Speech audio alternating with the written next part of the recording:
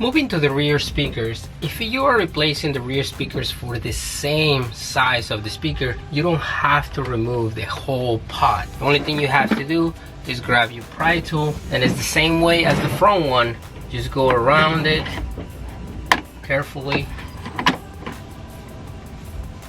and that's it. It's 4 clips. The whole grid comes out. There's 2 Phillips screws, same clip, and the whole speaker comes out.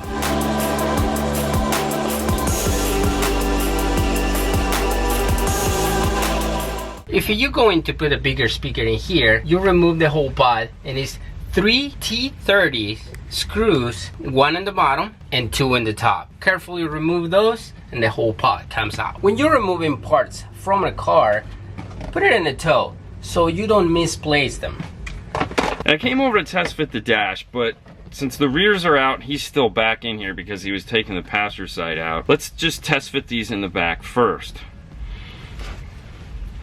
As we said, it is a 2-hole, so we want to make sure that the 2 holes line up, that they're going to fit easily enough. We will have to remove those 2 tabs. As you can see, on the top tab, it's getting in the way of a clip, and the bottom tab, it's hanging over the side. And the audio control actually lines up perfect on the bottom. It's like they intended it to be that way. So you just bend those back and forth. 10 hours later. And there we go. Lines up with the 2 screw holes. It'll bolt right into place. We're not going to need to make a bracket for these. Now you will have to put foam on the back of your speaker to make sure that it sits nice and snug up against that lip there. However, these already have foam on the back of them, so we won't have to be doing that. Now the thought is that if it fit in the back, more than likely it is going to fit in the front. But that doesn't mean I'm not going to test fit it, just to make sure.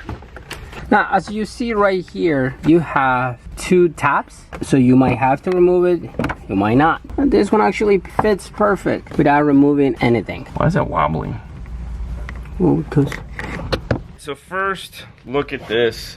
It seems to fit fine in there with no issues. Let me see for a second. Well, this one sits flush. Let me see, because this one, the clips were like... Put the speaker thing towards the back.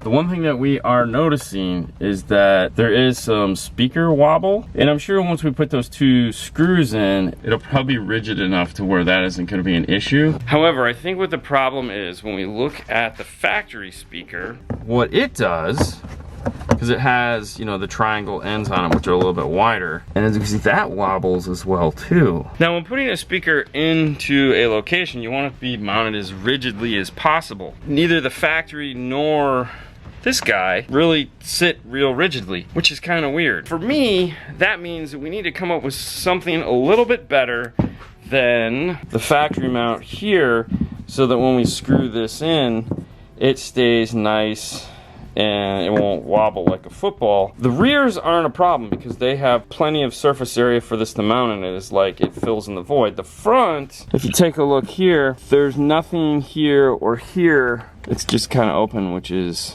yeah. And of course they're different on both sides, so yay. So we're gonna take a look at that and see if we can come up with something that fixes that problem, kind of encapsulates it and keeps it from rocking like that. Maybe isolates the front and the back. I think I understand how the factory is getting away with that, and that has to do with the grill. Let's hop over to the bench and I'll show you what I mean. If we look at the rear speaker grills, you can see it's nice and smooth here, and it is designed for the speaker just to kind of sit behind it like this and come through the holes. If we look at the front grill, however, you can see it has this lip that sticks out, and that is what is pressing up against the speaker. The grill presses down into that foam, and when you press down into that foam, this then is becoming part of the mounting structure for that speaker, so it's not going to wobble. Also, you don't have to worry about any of this sound getting around to the front of this, because it is isolating itself that way. Okay, that's a neat plan. However, our speaker has a much bigger surround, and if we put ours up against here, where that grill sits, it's actually in the way of our speaker. So our speaker needs to be down some, and we can put foam around here, and it'll do the same thing. And that might be why no one has really noticed how wobbly this speaker is up in the dash. However, if we can come out with some form of a plate that goes up there, it makes it a little bit more secure, then we won't have to rely on this so much.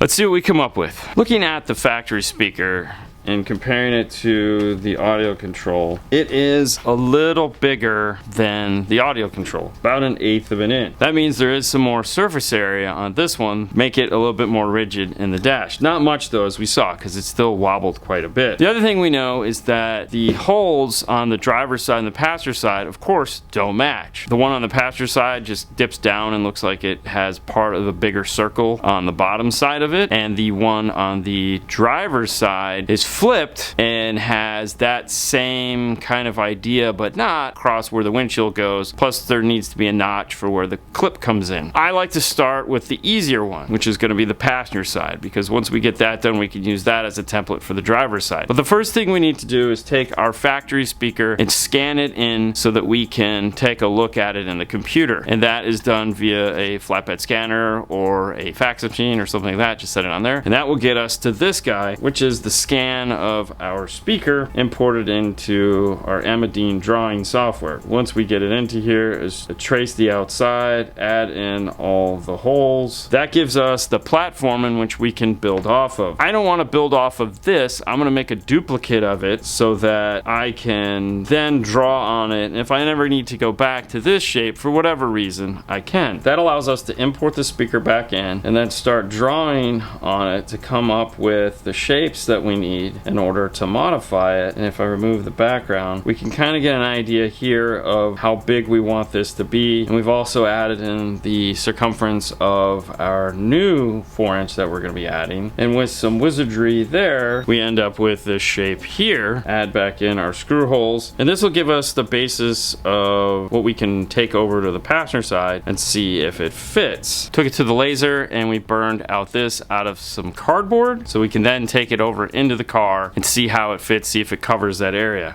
Let's go take a look. This is the area that we were concerned with, is this weird loop here. Line it up with all the factory holes. Check to see that we're covering it up. And we end up with this piece here. Now that will cover up all of that area and give us a nice flat piece to mount to. And with that, take it over to the driver's side and see what we need to do here. So looking at this doesn't have that lip. It does have to meet up to the dash. There's like a slanted piece right here, but the hole is on this side. So put it in the opposite direction. It fits and covers all the areas and it doesn't rub on here, which is what we were hoping for, but it does hit the front. So we took our pen and we added in some rough lines in order to get an idea, and we'll remove these areas from our drawing. To do that, we'll make a duplicate. Here's our factory speaker. We've removed those areas that we were concerned with. It gives us this shape, and we made a cardboard version of it and test fit it. We found out it was too shallow when compared to the drawing because we just couldn't get a good pen angle in there, but that gave us a good foundation to which we came up with this piece here, a little longer, changed where the clip goes in area. Let's see how this fits in the dash. Checking the front here, make sure it covers all the holes, and it does, with the exception of this area right here, which is where the clip comes down. I didn't want to have anything obstructing this hole. I don't know how far it comes down, so there is a little tiny hole right there, but that's really not our concern. It's keeping the speaker from wobbling around is more important, and that is not going to stop it. That gives us two functioning pieces. However, we can't make them very tall. We don't have a lot of height here to play with. For that, I've made them out of 16th inch, and this has an adhesive on the back of it that we can peel off, and these will just stick into place, and then our audio control will come over the top of it and screw down. That'll also hold it in, and it's not going to stick it up too far.